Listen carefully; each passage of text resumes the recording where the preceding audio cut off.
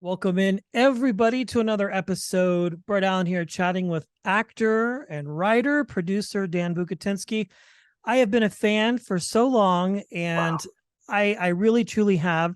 And I have to say that when I started the show and things started picking up, you were on the list of people that we wanted to talk to.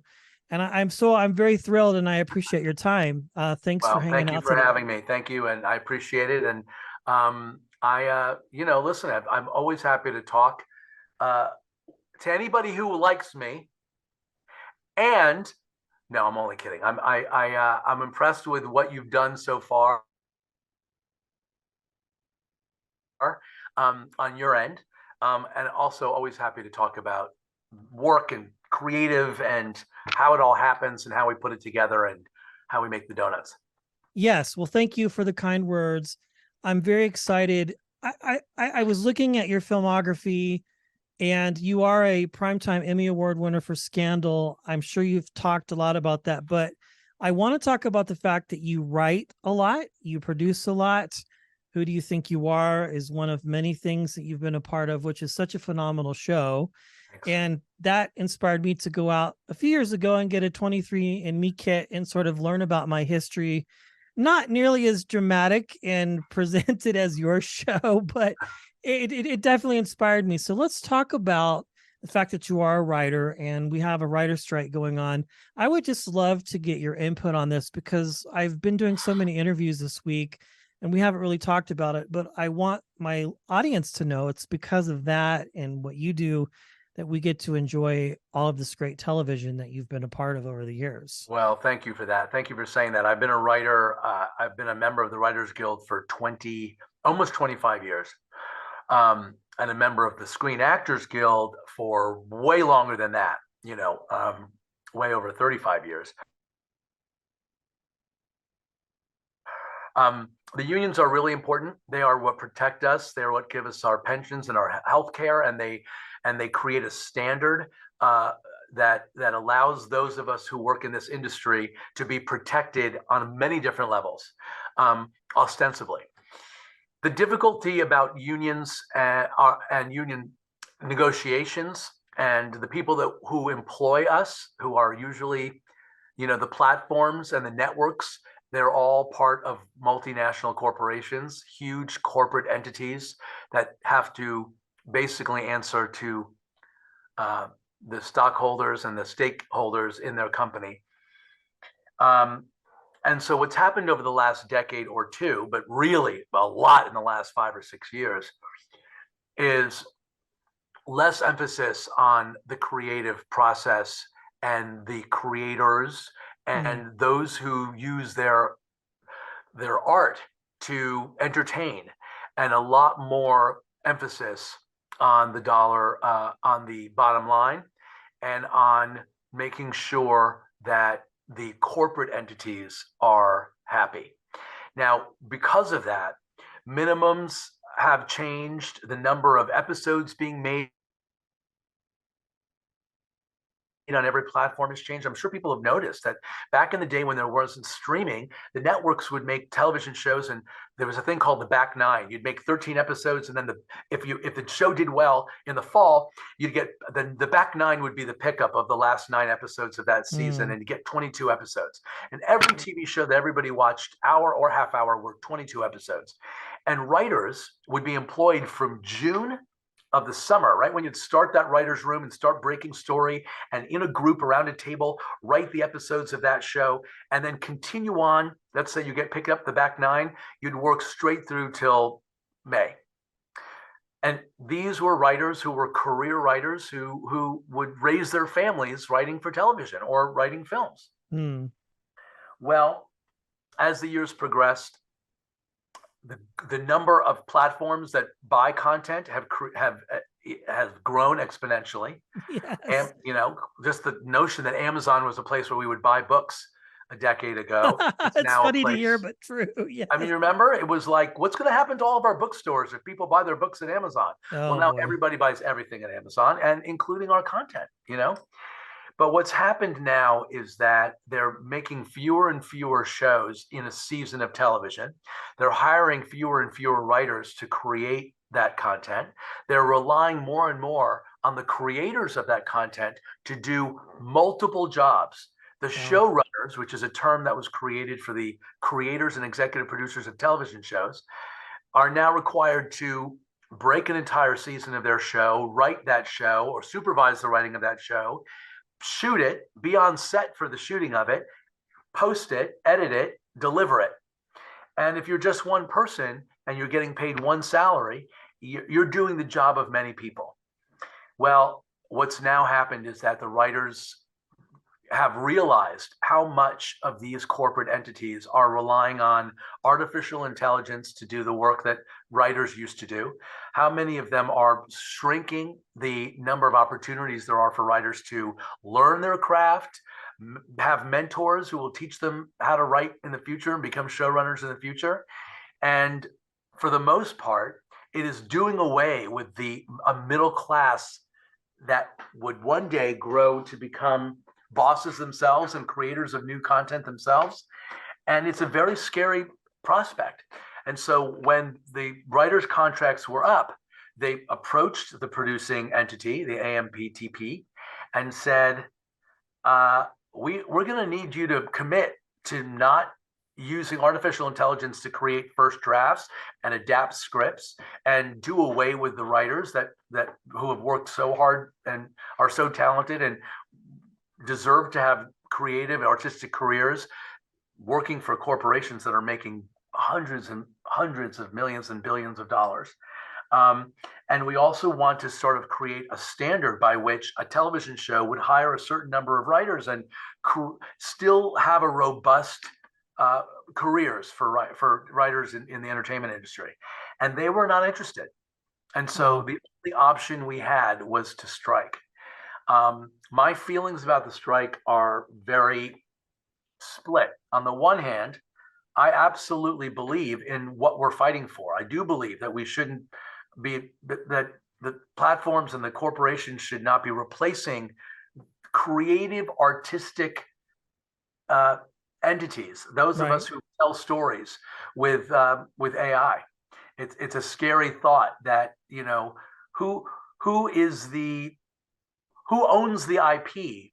Who is the creator or author of an original work of fiction, of script, of television, if it was created by a computer that has a conglomeration of all the things that have been fed into it? I mean, who is the creative force behind it? Yeah. We're going to do away with writers. Like, you know, look at all the playwrights in the history of the world, of our Shakespeare's and our Pinters and our Eugene O'Neill's and all these writers who use their personal experience and their emotion and their histories and their childhoods and put them on paper in order to connect with audiences, if all that's being created by computer. So there's a real argument to be had here that would protect the future of storytelling and art and creativity. So I believe in that fight. What I'm not excited about is the notion of leverage, that when you walk away, when you're trying to punish those in power, yes, you want to make sure that you hit them at a time that's going to hurt them. And unfortunately, at the time that the way that the strike happened, we weren't necessarily joining forces with the other unions. I thought that if we had planned this right, IATSE and the DGA and the Writers Guild and the actors, all of us at the same time on the same day just would walk off our jobs. And it would be an unbelievable message that would be heard by everyone in the world, and it would hobble the industry. But instead, what's happened is we've created an opportunity for these billionaire, billion-dollar making corporations to save money.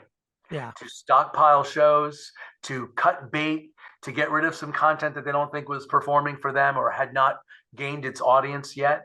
And I feel like we have bought them an opportunity more than punished them.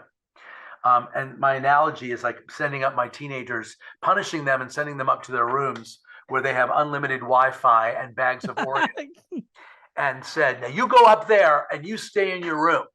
And they'll be like, all right, Oreos and Wi-Fi, I'm good to go. So I'm a little concerned about our lack of leverage at this particular moment in history, but I am hoping that it is that the message has come across, that the publicity that the Writers Guild has earned and has continued to perpetuate during the strike, has sent a message about the future of content, and that the support that we get from the directors and the writers and other unions will only bolster that position. So I'm hoping that in the upcoming month or two, we start to build a little bit more leverage in our walkout. Yeah. Wow. That's so interesting. I really appreciate you taking a few minutes to explain that, because for a while there was a bit of a struggle on our end. It's like, do we continue to do this? I mean, we're obviously supporting you, the artist, when we have you come on and talk about your things, although we're a small, very small part of all of that. And then it's like other things are continuing to go. Some shows are filming still. The Tony Awards happened without writers. They went ahead. That was part of their agreement in this. So they went scriptless, I guess you could say. Yeah. Obviously, all the talk shows that heavily rely on that, Saturday Night Live, all of that went dark.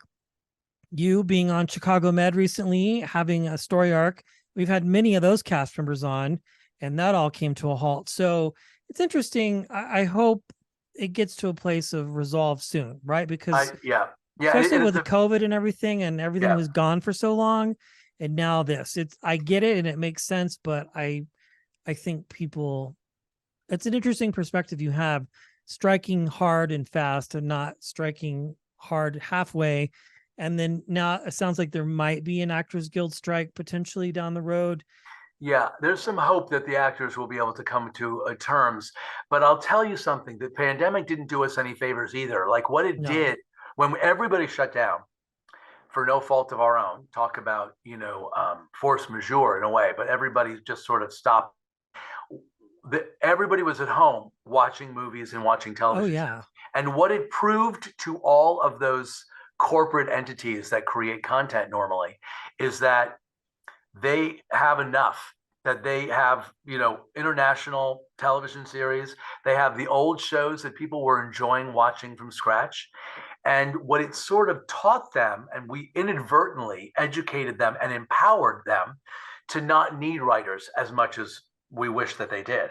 And it's scary. It really scares me as a creator, as somebody who wants to keep coming up with new television shows. And I take them out, I take out pitches all the time, and I hope that people will buy what I'm selling. It has weakened us a little bit. Just their knowledge that there are existing libraries of shows that can be watched again and again and again is one of the things that weakened us a bit. The other thing you brought up, which is so interesting, which is like, where do you draw the line? When I'm a producer as well as a writer, as well as an actor, you know, if as an actor, if I'm hired tomorrow to go finish a television show for a platform that we're striking against, one could argue that by agreeing to go, Yeah. I'm helping them finish their season, and I'm helping them have more content to be able to ride out our strike even longer. Yeah. So am I selling arms to the Russians? I have this debate with myself every day. If I have a conversation with someone about content, I don't want to have it with the platforms because I don't want to strengthen their position. It'll only prolong the strike, which affects me. So every day is a question about ethics, about where we stand, about I have to feed my family. I have to make a living. I can't not, because I've got kids and they've got school and we've got bills. And so you have to weigh the greater good of what we're fighting for in the future with the day-to-day struggle of the artist. It's been very challenging. I can imagine. And I mean, honestly, I rewatched Scandal during COVID because I hadn't seen it for so long, along with other shows, that I hadn't watched for a while. And the beautiful home that you're in now, people will see. I mean, one of the misconceptions I had very early on before I started talking to such fantastic people like yourself and actors in general, it's like you're sort of far removed from what is reality versus what one could assume financially as an actor or working actor, whatever the case might be.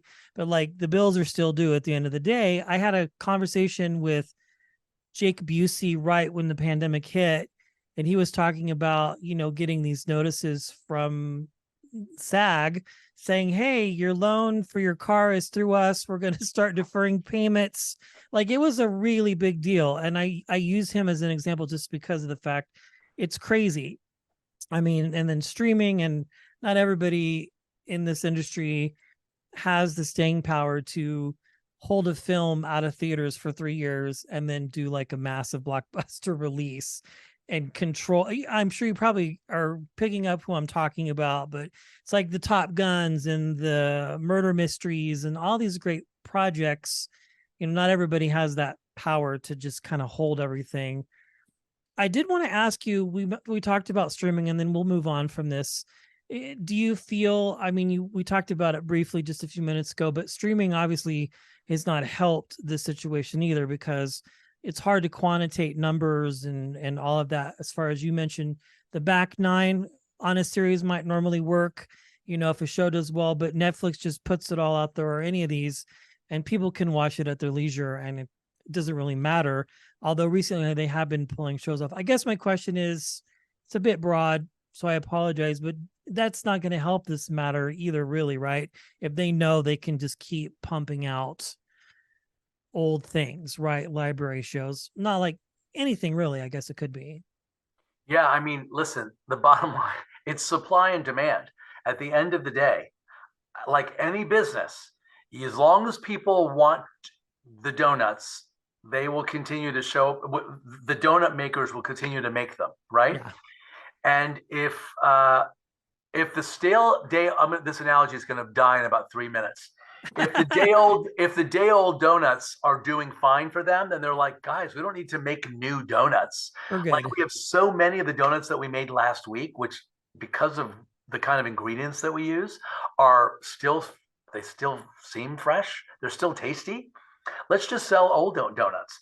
So the truth is, no, it does not help us that platforms stockpiled so much content. And listen, they were very bullish. Netflix was buying everything for a period of a couple of years. Yes. And they were buying really interesting projects. This is where it gets really about the art of it also. The kind of work a person could do at Netflix as an artist, as an actor, was so much more interesting and so much less formulaic than necessarily what was being pumped out of the broadcast networks, which are ad supported.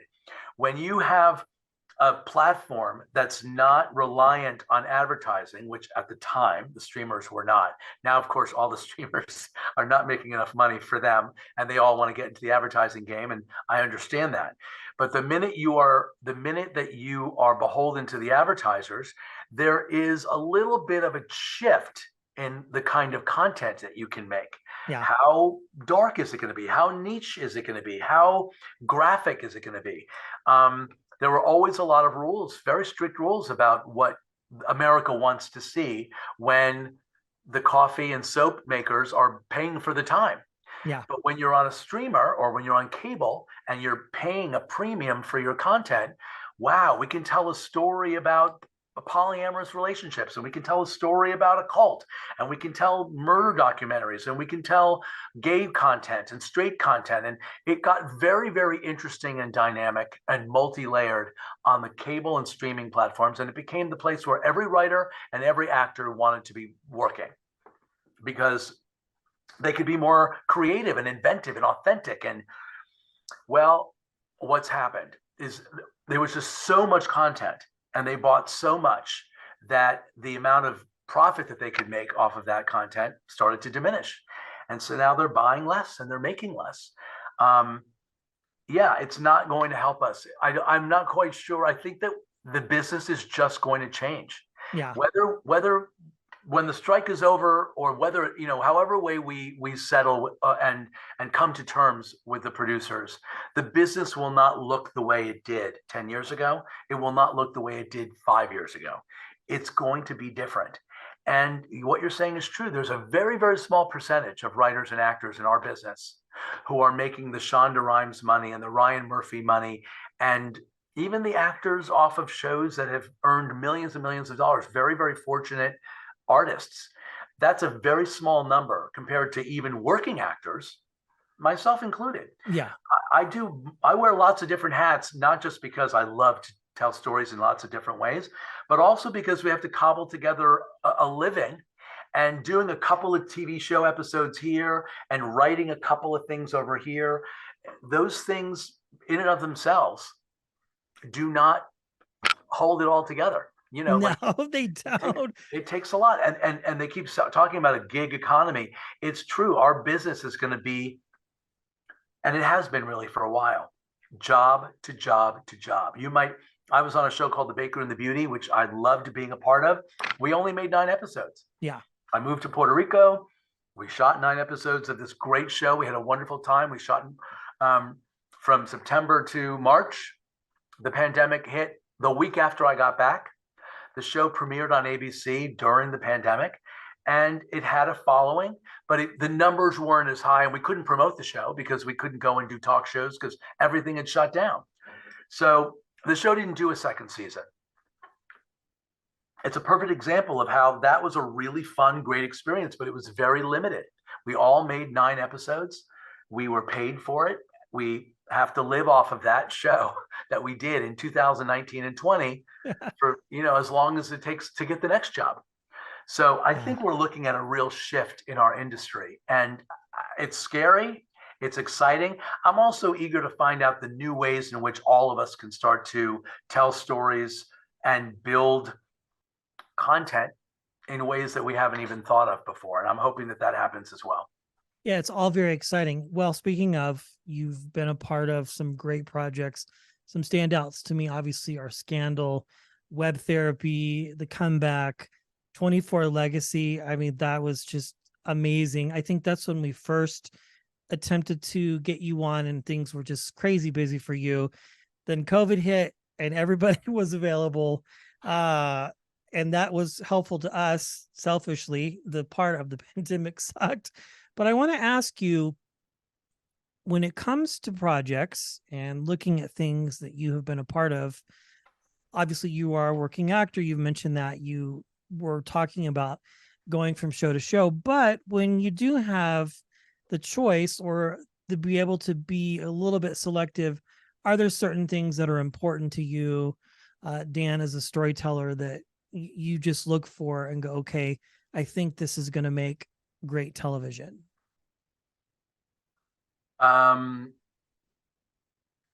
Well, that's a really good question. And I think that it depends on what hat I'm wearing at the time. Okay. I, as a producer, when people come to me with a project, how I respond to it and how I respond to the writing of someone else's writing, as whether I want to, and I feel like I could be additive in terms of taking that show and making it better and making it marketable and being a part of a cog of someone else's storytelling. It often has to do with authenticity of character. It often has to do with humor. The quality of the writing. This is why it comes back to the writer's strike. Everything leads back to that, because without writers, we don't have points of view and humor and characters and layers and intrigue, and all that stuff doesn't get written by itself. So I get drawn to certain kinds of projects. As an actor, similarly, I respond to the writing. If the writing is great, if the role, lately I've been very driven to play roles that I normally would not be seen as. Okay. I'm an out gay actor. I'm also a dad. I've written a book about being a dad and my experience and my journey to parenthood. I'm pretty vocal about those kinds of things. I played a dad who adopted a baby on Scandal. I often am getting to offer roles that are quite similar to who I am as a person. But I'm also drawn to characters that really stretch me into other directions. Right. Would I love to play the sheriff on some procedural show on CBS? Absolutely. That's something that I would normally not be seen as, and I think would be kind of a fun challenge. And it would surprise audiences to see someone that looks like me in a role that you would not normally find, or a villain. I'm always asking my manager and my agent, find me some Marvel villain that looks like me, that you think is kind of a nice guy and then is absolutely ruthless. I'd love to play roles like that. So I guess looking for surprises, looking for original, unique points of view. But I also just love lots of different things. I love I have developed in the past a cooking show. I've developed a documentary series. Who Do You Think You Are is a huge passion of mine. Lisa Kudrow and I were producing partners for 17 years. And that has been one of the things that we enjoyed producing more than anything, because it's about real history. It's about real experience, contextualizing history. But we also made the comeback. We also made Web Therapy, and we're also currently producing 25 Words or Less, which is a game show. So I love this business. I love storytelling. I love game shows. I love talk shows. I love documentary series. I love comedies, and I love dramas. So for me, it's not about picking one genre over another. It's about what's the game. Just like game shows. If somebody asked me, if they had asked me 10 years ago if I was going to be a game show producer, I would say absolutely not. But at the same time, I loved watching game shows as a kid. I love being a celebrity on game shows, and I've been on a bunch of them. Yeah. And I have absolutely loved producing 25 Words or Less. So I kind of like keeping myself open, because if the idea is good and it's fun and it's authentic and it's original, I'm game.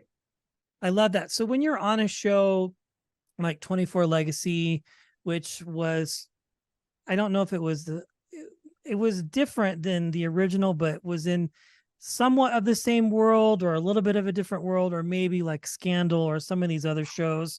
When you leave big projects like that, where you have multiple episodes where you're a lead or a supporting, when you are you always looking at the next thing while you're doing that? Or do you like to finish a project and you're looking at things as you move along and just want to go the antithesis of what you've done before? Let's say for Scandal, for example, where you won your Emmy, that was a huge show. That was one of the biggest shows on television at the time. Yeah. When you leave that and you start getting other offers for similar characters, is it hard to say no because you want to keep working? Or can you be a little bit selective at that point and go, I just sort of did this, or maybe you lean into it and go, sure, why not? Let's just see what happens and roll the dice with the story. Well, to be perfectly honest with you, I did not know that Scandal was going to come to an end for me. I don't think anybody knew, really. Yeah. I think one of the reasons why it was such a genius move to sort of have the character go through what that character went through was what a surprise it was, how it sort of caught people off guard a little bit. Although if you look back on it now, my character was poking the bear a lot and was asking for trouble. So too many questions. You were asking too many questions. But I wasn't a regular on Scandal at any point. I was in like 27 episodes, but I was a guest star on every single episode, which is something that is harder to get away with these days than it was back then. And when I left Scandal, I was devastated. It was the best job I've ever had. I loved the material. I loved that character. And I loved my castmates, as I still do today. So I was in a little bit of a tailspin. Is that the expression? I just didn't know what. Yeah, and I let's see. From the time that I knew that my character, there was a bit of a 2-month lag from the time we shot the end of that character's life. Not spoiler alert, but it was a long time ago. So yeah, people, if you haven't seen Scandal yet, I'm so sorry. I'm letting you know that it's really fun to watch, and you should watch the first 4 seasons. And then whatever you do after that is up to you. But that my character is not around anymore after the 4th season. But I had a couple of months after I knew that, and the show those episodes hadn't aired yet. And I was very eager to find another thing, to find something else. And I really did want to be in a comedy. And I was offered an opportunity to join the cast of a new pilot called Marry Me, that my friend Ken Marino was on, and my dear departed friend Jamie Tarsis was producing. And I was a huge fan of David Casp, who wrote it and had created Happy Endings. And so I joined the cast of Marry Me for NBC. And we shot maybe 12 or 14 episodes. And the show was a blast. It was very different from Scandal, and it was a really nice change and a nice departure. But the show didn't make it past 1 season.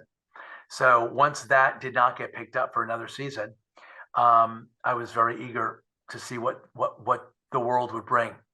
And 24 Legacy, I thought, oh my God, this is going to run forever. It's a 24, like 24, I was a huge fan of 24. In fact, 24 was so innovative. You were too. Oh, I 24 is that what was made when Scandal you watched, possible. yeah, that's when you watched TV like by appointment. There was For not sure. no streaming. DVRs I think were around, but yeah, I That watched level that of show. that level of serialized storytelling I used to just love. And I actually believe, and I said this to the guys when I met them on 24. I go, they were the reason why Shonda was allowed to do the kind of storytelling she did on Scandal, where characters that you thought were there to stay were suddenly killed off, and anything that could happen would happen, and there was no taboo, like anything was possible. And that kind of storytelling was helped feed what Scandal became. So I was really excited to become part of 24 Legacy. I was a big fan of the original show. Um, and I didn't imagine that we would only do one season. I don't think I think the anybody show did. was a little bit, in hindsight, I think the show was a little bit too similar to the original. They were using storylines, even in the new version, that were almost identical to storylines that had already been used before. And I feel like if they had used the premise and the device of every episode is an hour in the same day, but really changed the landscape of the kind of terrorism and who the players were and all that, I think it may have had a better shot. But no, that show didn't go past a season either. So it's ever since Scandal, it's been a show to a show to a show to a show. And I'm always excited to get the chance to go do something new. I've been in a bunch of movies ever since. But after Scandal and Marry Me in 24, and then I did a pilot for NBC, it was a sitcom, and I've always wanted to be a regular on a sitcom, but that show didn't get picked up.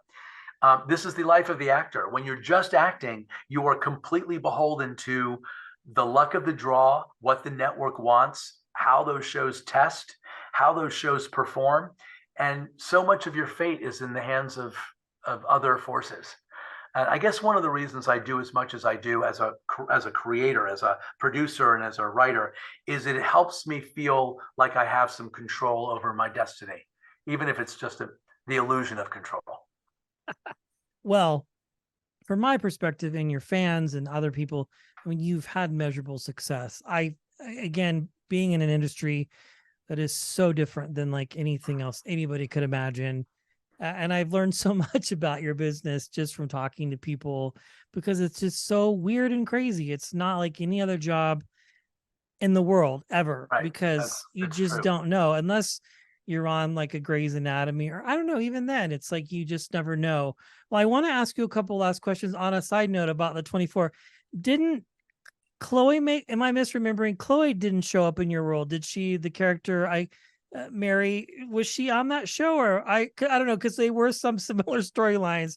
I probably am misremembering. So, but it just No, you're not. You're not. I mean, she did not appear in our season, but I was sort of the Chloe of the new yeah, show. okay, that's yeah. And I reached out to Mary Lynn Raskob, and I said, I think I'm you in the new reboot of 24 Legacy. So, it didn't exist in the same space. I think there were a couple of characters that came into our world who had been in the previous world. Um, but